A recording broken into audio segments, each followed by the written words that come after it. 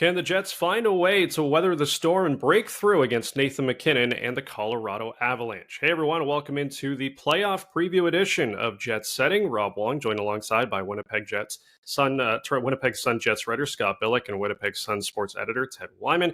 And as we record this, guys, there's still one game left in the regular season scheduled on Thursday night, but the Jets have clinched home ice advantage for the first round of the Stanley Cup playoffs, and they will be playing an Avalanche team that went 0-3 against the Jets this year in that latest loss, a 7-0 drubbing on Saturday in Denver. But before we get to Scott and Ted's predictions for this series, let's get into what the Jets need to do in order to advance to the second round for the first time in 3 seasons. And Scott, we'll start with you. What are the biggest keys for the Jets in this matchup? Yeah, I mean, for me, it's they need to play like they did in that 7-0 drubbing, as you mentioned. But you boil it down, they need good goaltending. They need to have their goaltender, Connor Hellebuyck, be the best goaltender in the series. And they need to stick to their defensive structure. Like, this is one thing that's really helped this team during their 7-game winning streak to date right now. They've found their game again. And, they did it in the 11th hour. I think there was a lot of worry that this team was going to not rekindle what led them to such a good, strong first half of the season. But that defensive structure is huge for this team. So they need, and part of that has been having Kyle Connor and Mark Scheifele coming back, playing defensive hockey. There's a lot of people on this team that follow that lead, and so when the top line is doing that, this team goes sort of with that direction. And we saw it against Dallas, we saw it against Colorado, and we saw it in the latest win on Tuesday night over the Seattle Kraken. So these are good signs for the Jets going in, and they need to just keep this up. We could be seeing a team that's starting to actually peak right at the right time. A 7-game winning streak always looks nice going in the playoffs. It could be 8. That's all good, but Rick Bowness, the head coach, has been adamant that it's not about the wins or the losses right now. It's the style of play, and the biggest thing that I'm seeing right now is this Jets team is back to that style of play, and that's going to be a huge thing if they want to see any success over the 2022 champs. And Ted, we've talked a lot over the last couple of weeks here on these videos about the Jets trying to find their game. And as Scott mentioned, it does seem like they have figured things out. Is this the most confident you've felt about them since the way that they were playing, I guess, back early midseason? Look, it's all about buy-in, guys. And to me, when the Jets are all bought in, when players like Scott mentioned, like Kyle Connor and Mark Scheifele are clearly bought in, when Nikolai Ehlers is laying out to block shots and coming back, diving to clear pucks from off the goal line or out of the crease, that's when you can tell. You can just see a difference. When this team is all bought in, they play with speed, with structure. And those things combined with the fact that they have a great goaltender, they have really good puck-moving defensemen, and they've got all these different guys that can score. I think I laid it out one previous episode that they have 13 guys in their lineup that got at least 10 goals this year. I mean, not one of those guys isn't even going to be in the lineup. So, I mean, they've got balance. They've got, they kind of have it all.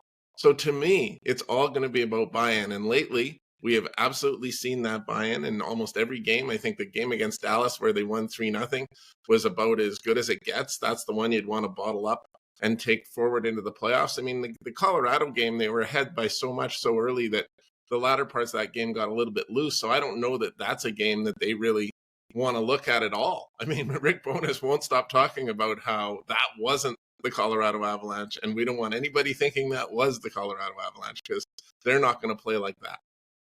So the Jets are going to have to play very well in all those areas. And another thing that I think really could conceivably work in the Jets' advantage is just toughness. I mean, they're not a tough team, but they do have some tough guys. Logan Stanley's been hitting a lot lately. Adam Lowry throws his weight around. Those guys can handle it, and I don't think Colorado is one of those big bruising teams that sometimes give a team like the Jets trouble.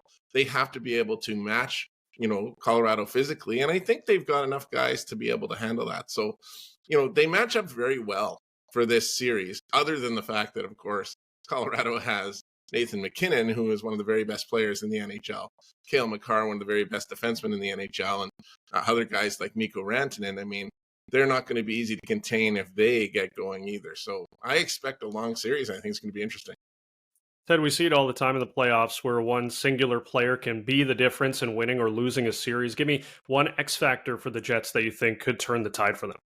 Well, I guess, you really could pick a lot of guys here, Rob. And I mean, I don't want to pass over guys that are deserving of this, but I look at an X factor player as somebody that you might not necessarily think about just by looking at the stats.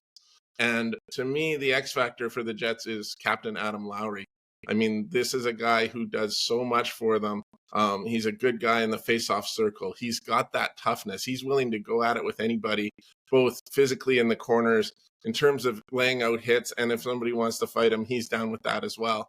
And he can chip in goals. And he's historically played quite well in the playoffs. He only had 12 goals this year, but in the playoffs, he kind of steps it up. And he's a player that can really help you out a lot. And the whole Jets third line is a very important line for this group because they're excellent defensively.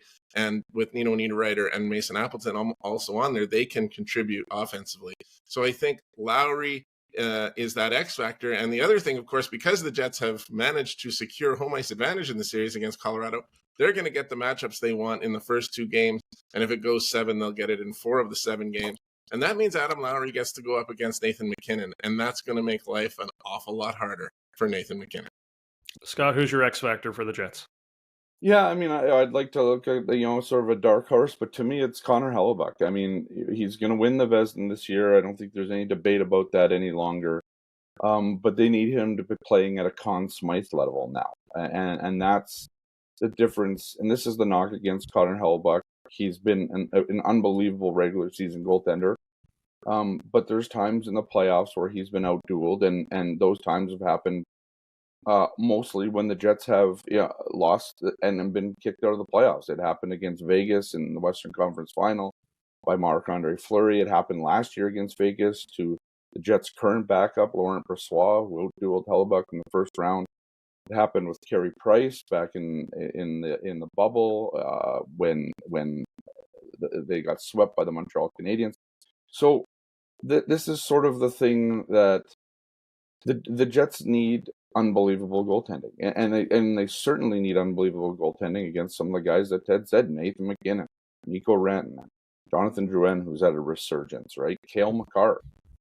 These are big names. We're talking about a potential Hart winner, potential Norris winner this year, and the Jets need their goaltending to be the best, because if they're going to play this defensive structure, they're going to do a good job at limiting shots, limiting those chances. So what they need is Hellebuyck to just make the saves that he's asked to make. He might have to make a couple extra ones. He's pretty good at that. But he needs to be the best goalie in this series and beyond if the Jets are going to win. The one good thing that they have going for them is Colorado's starting netminder, Alexander Georgiev, is a sub-900 save percentage, and that was on full display when the Jets rocked them 7-0. So, yeah, for me, it's definitely Connor Hellebuyck, and they got to keep that going. He has to keep that form that he's got going this regular season. He's won 5 straight now. They need him to start winning, 3-4 in a row in the playoffs, or at least be that X factor in Game 7 when it's all on the line. All right, it is prediction time, Scott. You get the first crack at it. How do you think this one plays out? Oh, this is going to be a tough series, but I honestly, I mean, I know Rick Bowness has said that 7-0 game wasn't the Avs, and he's right. I mean, it's not what we're going to see, but I really do think that goaltending on the other side is going to make a huge difference in this series. Georgiev's just not a good goaltender right now. He has had a tough year. He's also played a lot of games, and we've heard about fatigue in the past from guys like guys as good as Andrei Vasilevsky. So we're now talking about a guy who's kind of in a position that he's going to have a lot of shots coming on him, and he's probably going to have to deal with a little bit of let's say self-doubt after that game last weekend. So to me, let's go with 6 games, and I'll give it to the Jets in this one. I think this is the best first round matchup the Jets could have asked for, because they match up well, and they've seen that all season. And And I think they're coming in against a goaltender that's just not good enough to win in the playoffs. So I'll take the Jets in 6 here. Ted, which way are you leaning? I think a week ago I might have, leaned towards the Avalanche just because of that star power that they have. The goaltending factor is important, what Scott brings up, because I haven't seen a ton of Alexander Georgiev, but when he's played against the Jets, he hasn't been very good at all. And the Jets swept them this year in the regular season, which I think is something that plays into thoughts about what's going to happen in this series as well. The Jets are playing their best hockey right now. They got ahead. They were behind Colorado. They were quite far behind Colorado in this race for second place, and they came back, caught them, beat the crap out of them, and passed them to get home ice advantage. And earning that home ice advantage means when this series goes 7, as I predict it will, the Winnipeg Jets will be the team that comes out on top in that 7th game. So, it's all played out well for Winnipeg to this point. Again, just got to buy in. They got to make sure that they get it right. What would Connor Hellebuyck say here, Scott?